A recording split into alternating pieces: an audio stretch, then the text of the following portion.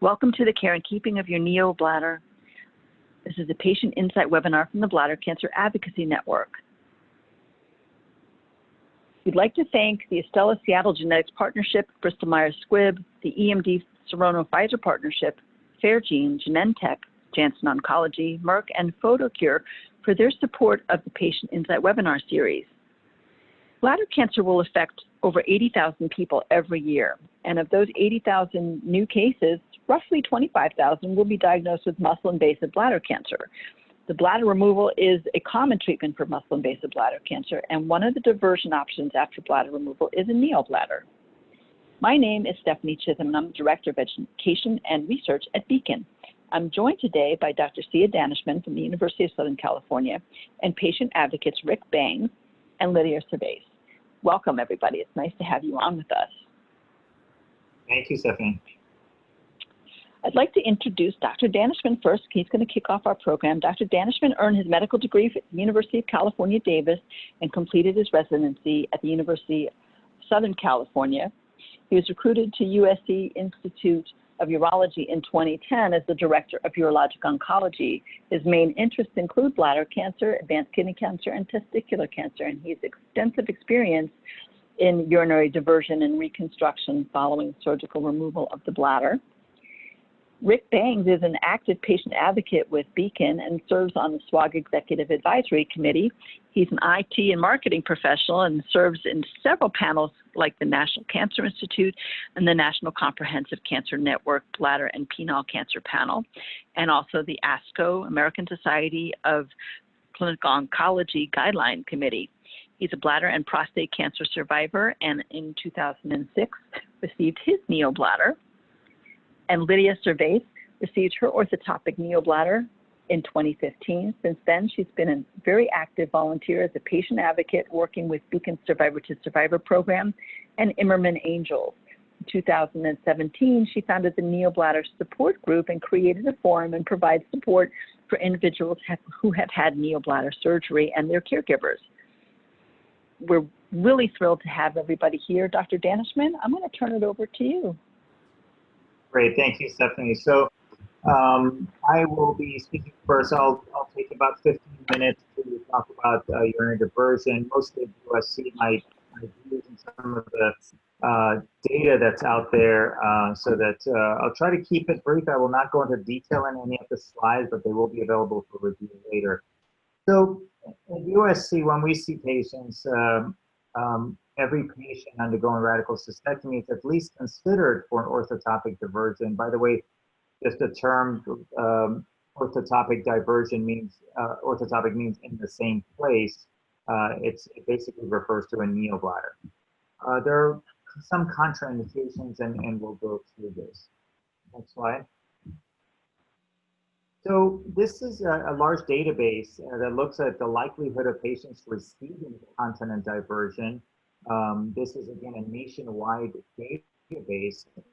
So, universally associated with Dr. Daneshmand, could you just start the slide over a little bit? You're fading in and out just a little, and it's really hard to hear you. Sorry, okay. Is the... This is the SEER data slide. Okay, can you hear me now? Yes. So, yeah, so SEER is a large national database of cancer incidence and treatment patterns. And you can see that the likelihood of continent diversion is inversely associated with older age, African-American race, and higher comorbidity index. The more issues, medical issues that are going on, the less chance of receiving a neobladder. It is directly Dr. Daneshmand, you're still going in and out a little bit. Okay, let me see if I can. Hang on 1 second. I will switch to a better area. Can you still hear me? Yes. Let's just get to a better spot here. Okay, how's that? Okay, is that it? Is that better? Yes, thank you. Sure, thank you.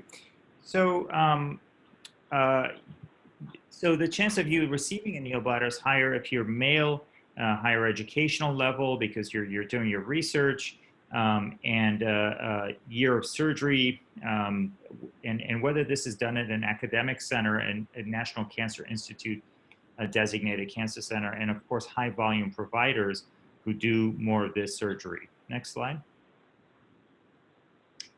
Unfortunately, when you look also at the trends, now this is from 2004 to 2013, we presented this data at one of our national meetings a couple of years ago. You can see the number of continent diversions, or the percentage, is unfortunately going down instead of going up.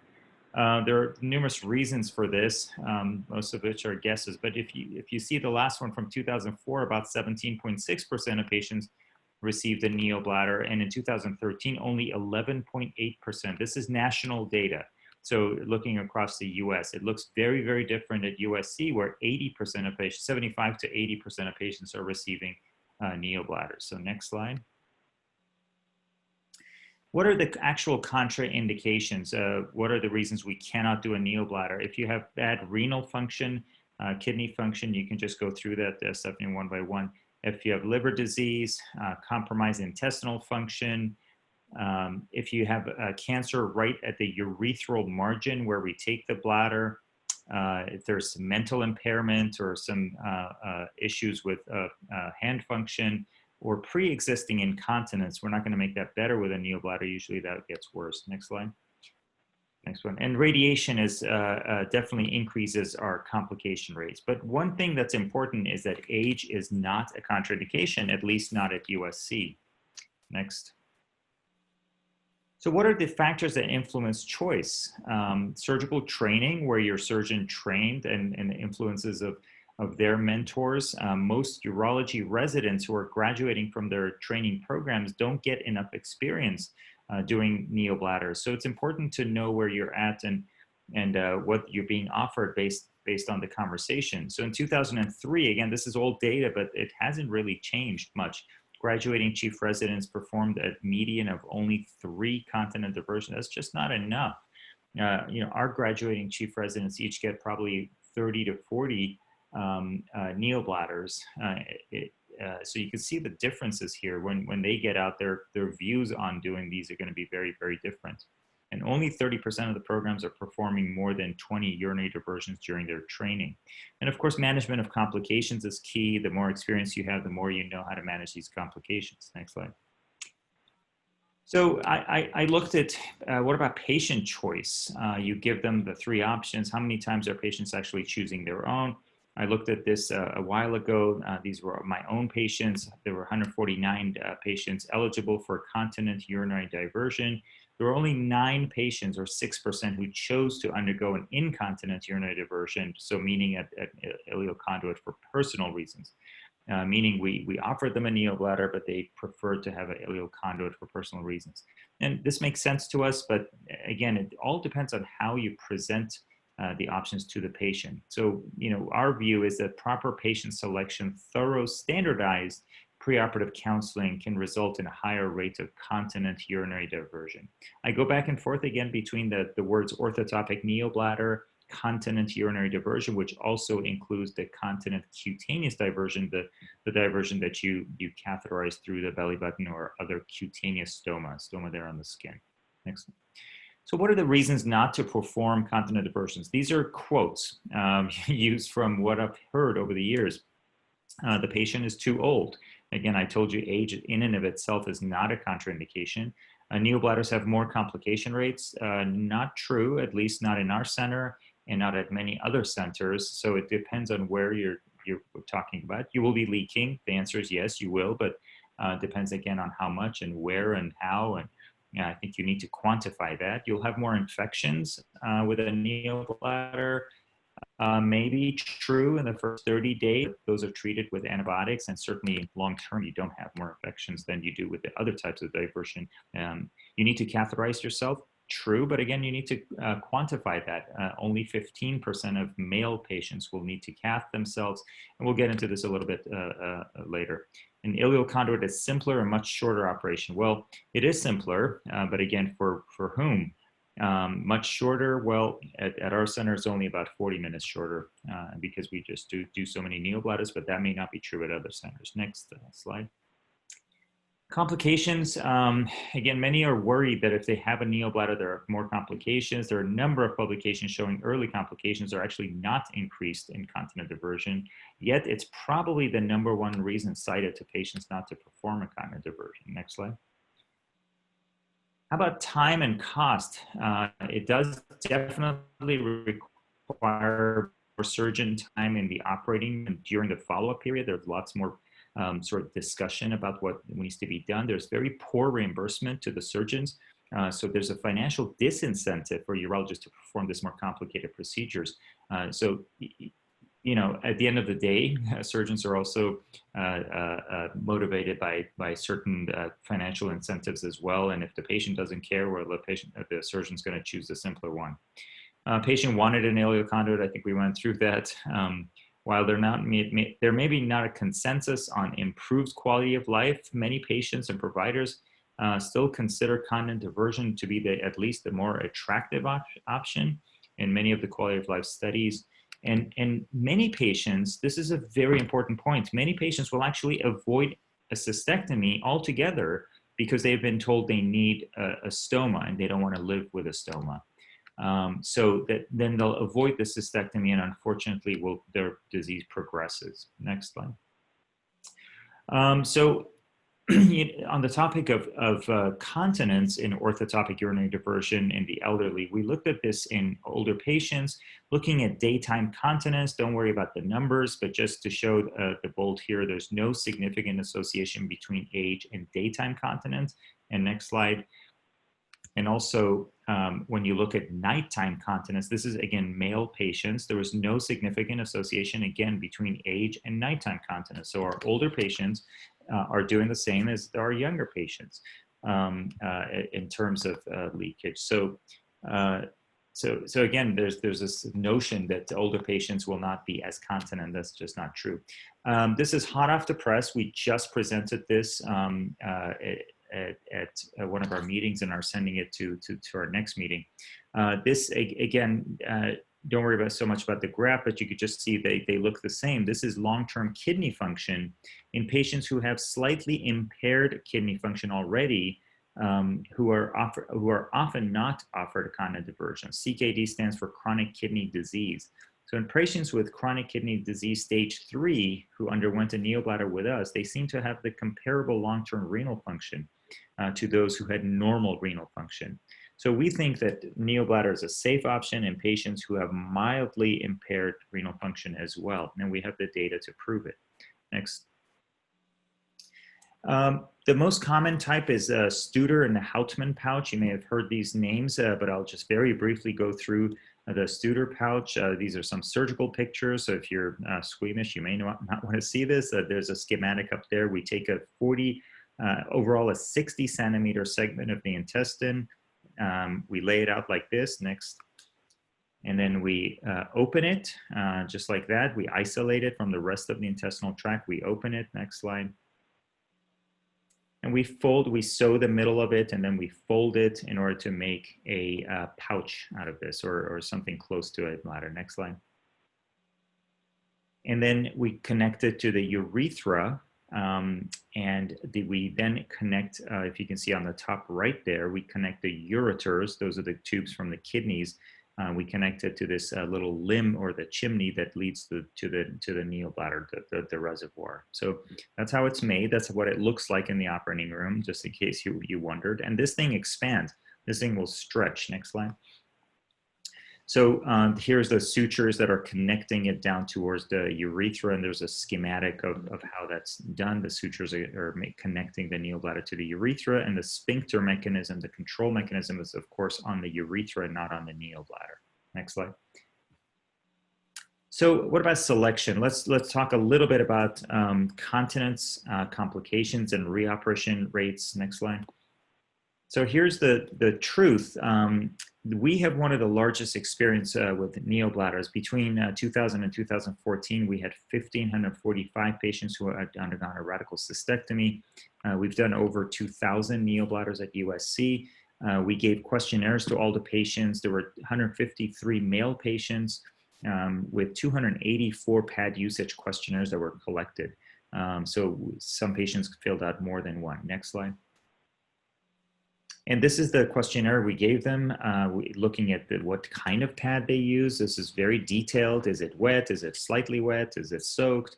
1 to 2 pads, 3 to 4 pads. How many pads are you wearing during the daytime and nighttime? And are you leaking mucus? So it's a detailed questionnaire that the patients filled out rather than us documenting it in the chart. So this is the best way to collect data because it's patient filled out. So next slide.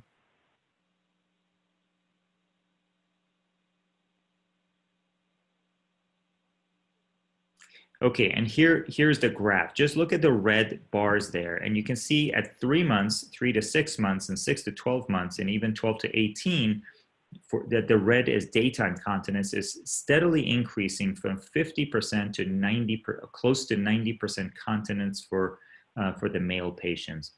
When you look at the yellow, the nighttime continence, you can see it starts out at about 25 and it peaks close to about 50 or 60% of patients being dry at night. So these are the numbers I tell patients. These are the real patient reported numbers and what we experience. Next. So overall, how about catheterization rate? This is a big deal for patients. They just had a TURBT, the transurethral resection of the bladder tumor, and they don't want to have anything to do with catheterizations, and someone is telling them they need to catheterize. Well, the overall catheterization rate in this cohort was only 13%. Again, this is for males. And the median time to catheterization, the average time for patients to require catheterization was over a year. How about females? Let's briefly go through females. So there isn't as much data. Here's one of the articles we published on female continence. Busy slide, I don't want to go through all of it, but basically the white is total control. Again, this is patient reported outcomes. Now, this was a bit of a problem because we mailed the questionnaire and the patients who mailed it back, that's the only data we have. So there's some bias here in who sent it back. But you can see leaking urine while asleep. It's highly variable for women. You can see on the right side leaking while awake. So 30% of patients have total control. That's the white. And then the dark is no control. Less than 10% of patients are reporting they have no control at night. Next slide. This is frequency of catheterization. It's up to 60% of female patients require catheterization. But again, I think this is a cohort that ended up filling out those questionnaires and sending it to us. So in our more recent cohort, it's more like 30% of patients need to catheterize. Next. Busy slide, but I just want to highlight there are other series, many other centers that have reported on female continence rates. If you look to the right where it says continence, you can see anywhere from 80 to 90% daytime continence, and it's variable. We have one that's 30%, and nighttime continence anywhere from 30 to 70%. Of course, the term continent in and of itself is variable in terms of what is the meaning of continent? Is it no pads, some pads? So looking at next slide, quality of life, people ask us, which is better? Well, we can't tell you which is better, but these quality of life studies have been done. There's extensive literature actually on this, but there's very low scientific quality to this. It's very hard to compare, but the published evidence basically shows no difference in quality of life when comparing continent diversions and conduits, basically all the diversion options. So I tell the patient, look, pick what is comfortable for you, and that's what the one you're going to be happy with. You're not going to have regrets. And it's very hard to do a randomized type study to see which one's better. Some studies do show that neobladders have a better self-image for the patients, but overall patients do quite well and are happy they're cured of their cancer. Next. The quality of life does decline after diagnosis and treatment of all cancers. If you can see this is the decline in score of quality of life, and you can see bladder, so somewhere in the middle with kidney and lung cancer, there's even more decline in quality of life of bladder cirrhosis. I just wanted to show it in perspective with the other cancers. It does come back a little bit close to baseline, but not same as baseline. Next. Lots been written about this. I write about this topic a lot. This is an area that's near and dear to my heart. There are a lot of controversies choosing the right diversion. I put this in quotes because there is no right diversion. You have to weigh the risks and benefits based on the lifestyle and motivation and priorities. So I think our job is to provide patients with realistic expectations, informing them of the continence and the complication rates at your particular center. Next slide. And that's it for me. I have a book on urinary diversion. It's got 15 chapters on the various aspects written by the authorities in the field. It's mostly technical, but this is available on whatever book store you choose. So I'll stop there. Excellent. Thank you so much, Dr. Daneshmand.